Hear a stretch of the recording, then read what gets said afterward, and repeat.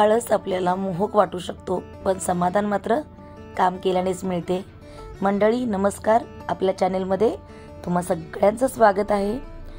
तर इकडे माझा सगळा स्वयंपाक आवरून झालेला आहे, पण मी जेव्हा बाजारात गेले होते तेव्हा मला कैरी मिळाली, तर म्हटलं चला आपण एक कैरी घेऊया। मग मी विचार करत होते की कैरीचं आपण काय करायचं, तर म्हटलं अशा पद्धतीने आपण चटणी करूया। तर कैरी स्वच्छ धुवून ती किसून घेतली आणि बऱ्यापैकी त्याचा चव निघालेला आहे। तर दुसरीकडे मी एक फोडणीचा पॅन ठेवलेला आहे, मग तुम्ही तेल किंवा तूप काही घालू शकता।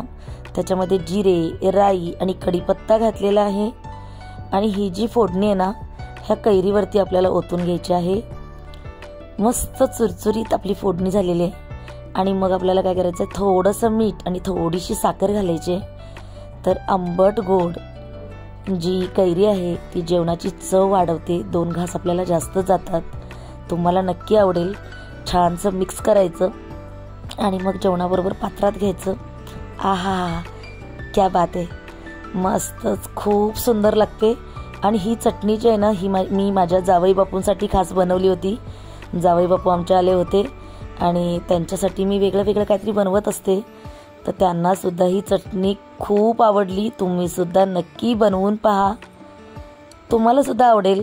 आणि आपल्या चॅनलवरती जर नवीन असाल तर प्लीज आपल्या चॅनलला लाईक करा, शेअर करा। चटणी आवडली तर लाईक करा, शेअर करा आणि कमेंट सुद्धा करा।